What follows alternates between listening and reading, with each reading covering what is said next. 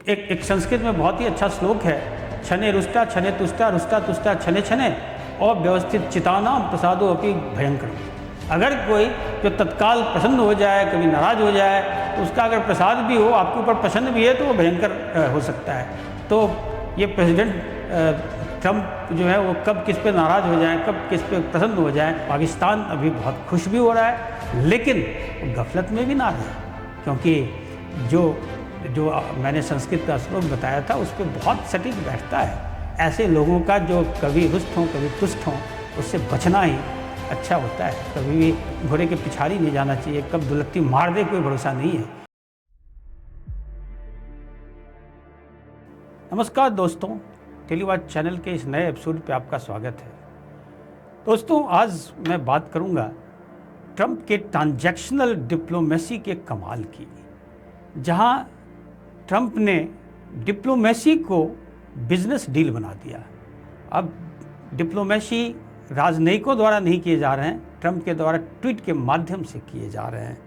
Trump के diplomacy को transactional diplomacy का नाम दिया गया है, जो क्विड प्रो को, you scratch my back I scratch yours, तुम मुझे दो मैं तुम्हें दूंगा। पहले की डिप्लोमेसी क्या थी कि चलो हम चल के कॉफ़ी पे बात करते हैं। ट्रंप की डिप्लोमेसी है कि पहले पैसे दो, फिर कॉफ़ी खरीदो, तब बात करेंगे। धमकी पहले फिर बात, पहले धमकी फिर बातचीत। दोस्तों, क्या आप जानते हैं कि जब से ये ईरान के साथ युद्ध प्रारंभ हुआ तो ट्रंप ने कितनी बार डील की बात की? 40 बार। 40 बार करीब ट्रंप ने कहा कि ईरान जो है वो डील करना चाहता है, ईरान के साथ डील हो चुकी है, होने वाली है, हो चुकी है, और ईरान बेग कर रहा है, गिड़गिड़ा रहा है कि उसे डील चाहिए। और हर बार ईरान ने बिल्कुल मना कर दिया कि ट्रंप सही नहीं बोल रहे हैं, ट्रंप झूठ बोल रहे हैं। एक बार ईरान ने बोला कि हाँ, हम लोगों के बीच नेगोशिएशन हो रही है, डील हो रही है, तब जब एक्चुअली डील हुई। दोस्तों, ट्रंप की कहानी शुरू हुई थी मेक अमेरिका ग्रेट अगेन,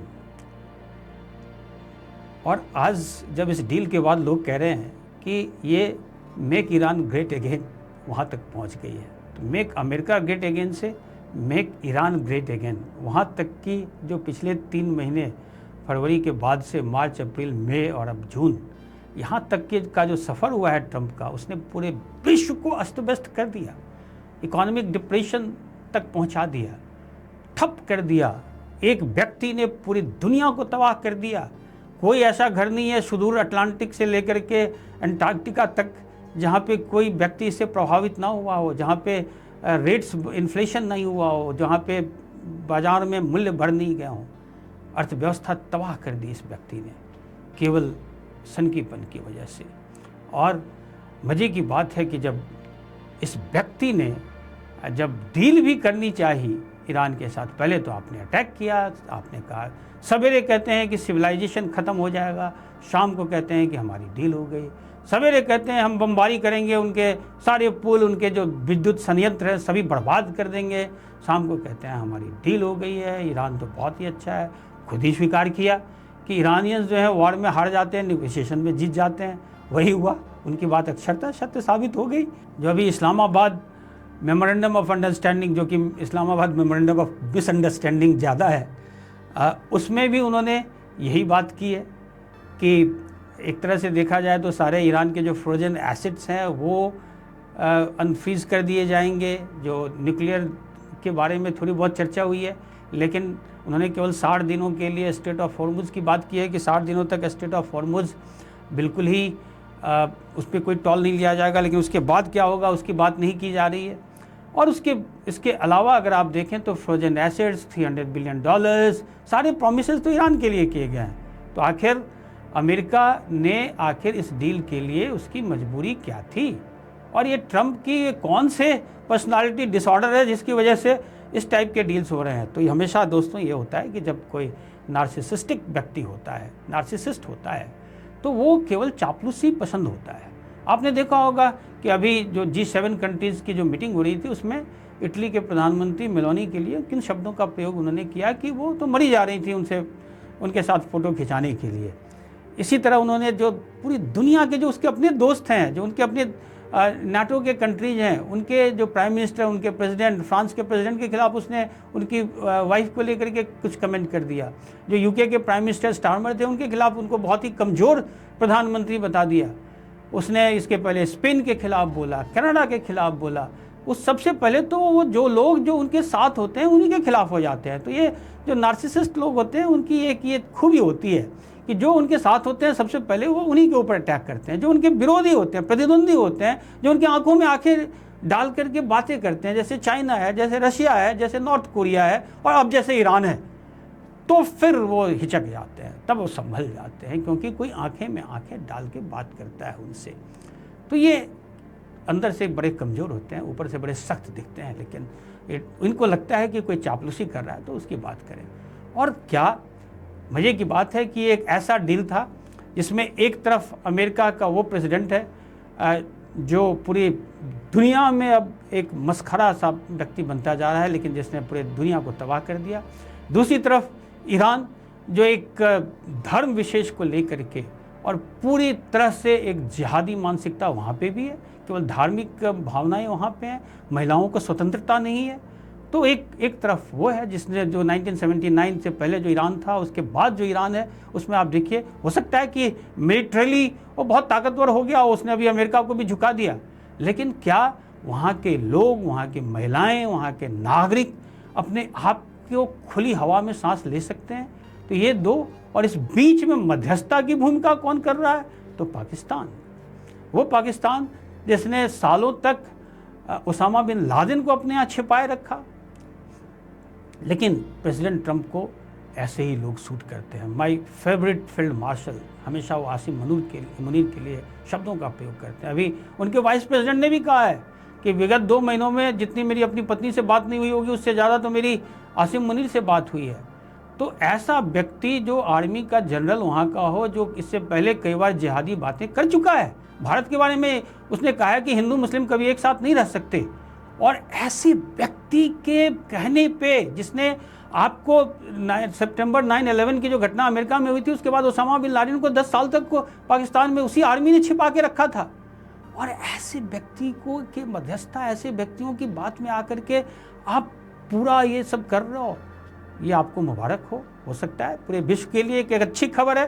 क्योंकि ये अगर सीज फायर हुआ है, अगर स्टेट ऑफ हॉर्मुज़ खुला है, तो जिसने भी किया हो, जिसके कहने से भी हुआ हो, जिसने भी मध्यस्थता करी हो, अच्छी बात है, विश्व के लिए अच्छी बात है। लेकिन क्या ये एक प्रश्न चिन्ह नहीं लगाता है जो इस विश्व का सबसे पुराना प्रजातंत्र है? अमेरिका में बहुत सारी बातें हैं। अमेरिका ने विश्व को पहला प्रजातंत्र सही मायने में दिया। इस भारत में यद्यपि बहुत पहले हज़ारों साल पहले प्रजातंत्र था, 6th सेंचुरी BC में ही था, लेकिन अभी मॉडर्न जो प्रजातंत्र है उस मायने में अगर आप देखें तो अमेरिका पहला प्रजातंत्र है। लेकिन साथ में अमेरिका के प्रजातंत्र को ही फिर ये क्रेडिट भी जा रहा है कि उसने प्रजातंत्र की खामियां पूरे विश्व के सामने उजागर कर दी कि एक सिरफिरा व्यक्ति भी देश का प्रमुख बन सकता है, सर्वोच्च पद पे पहुंच सकता है, अगर वो लोगों की भावनाओं के साथ खिलवाड़ करता है, ऐसी भावनाओं को भड़काता है जिससे लोग उसके पक्ष में आ जाएं। तो जो एक अधिनायकवादी व्यवस्था की ओर प्रजातंत्र चला जाता है, वो भी अमेरिका ने पूरी दुनिया को अब दिखा दिया। और एक व्यक्ति यदि एक सबसे पावरफुल कंट्री का प्रेसिडेंट बन जाए तो पूरी दुनिया कैसे चौपट हो सकती है, वो भी उसने दिखाया है। तो दोस्तों, केवल उसे चाटुकार लोग पसंद हैं, जो उसके ऐसे लोगों को, जो आपने देखा होगा ना, ये ब्रेड की तरह होते हैं, जिनको केवल बटर कोई लगाता है तो बड़ा पसंद होता है। ये नहीं देखते कि बटर के साथ नाइफ भी होता है, चाकू भी होता है।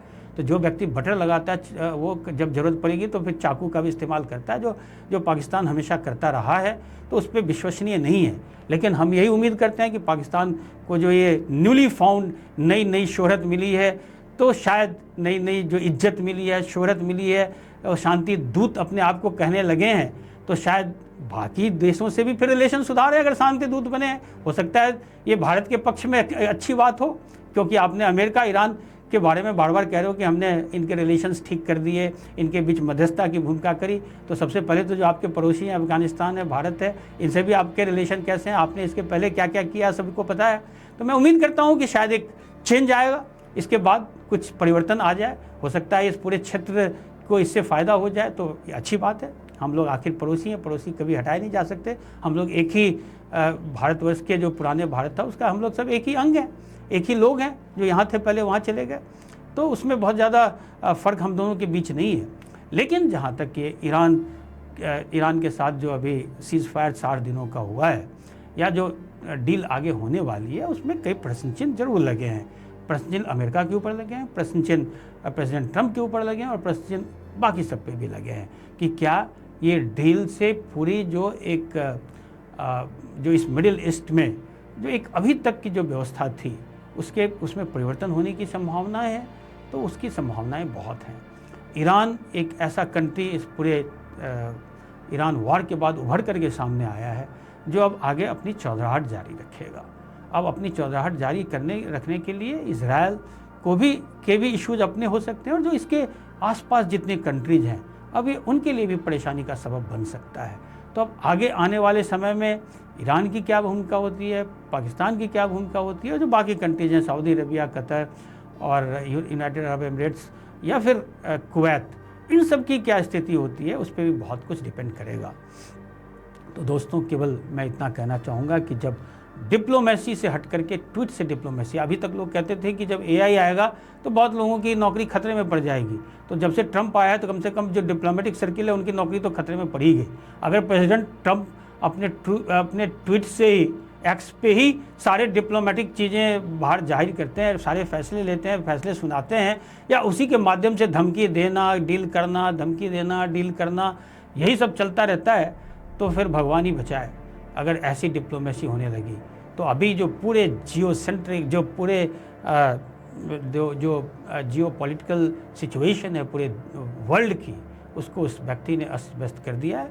मुझे उम्मीद है कि आगे आने वाले समय में शायद गुड सेंस में प्रिवेल। हम भगवान से यही उम्मीद करेंगे कि सद्बुद्धि दे, प्रेसिडेंट ट्रंप को भी दे, बाकी लोगों को भी दे। एक संस्कृत में बहुत ही अच्छा श्लोक है, छने रुष्टा छने तुष्टा रुष्टा तुष्टा छने छने अव्यवस्थित चितानाम प्रसादो अपि भयंकरम।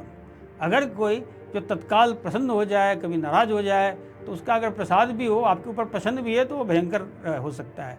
तो ये प्रेसिडेंट ट्रंप जो है वो कब किस पे नाराज़ हो जाएं, कब किस पे प्रसन्न हो जाएं, इजराइल के लिए जो नेतन्याहू के लिए जो उन्होंने शब्दों का प्रयोग किया है, वो दिखाता है कि जो व्यक्ति पहले बहुत ही इजराइल के सबसे नज़दीक था, वो जब समय थोड़ा सा बदलता है तो किस प्रकार की बातें करता है। तो इस मायने में भारत ने एक बड़ा बैलेंस्ड रिलेशनशिप रखा है, कभी प्रोवोक नहीं हुआ, बार बार ट्रंप के उकसाए जाने के बावजूद प्रोवोक नहीं हुआ। इस मायने में मैं अपोजिशन लीडर्स से भी रिक्वेस्ट करूंगा कि आप बार बार कहते थे कि क्यों नहीं रिएक्ट करते हैं। भाई, ऐसे लोगों के सामने रिएक्ट नहीं किया जाता, ऐसे लोगों के सामने कोई प्रतिक्रिया नहीं दी जाती।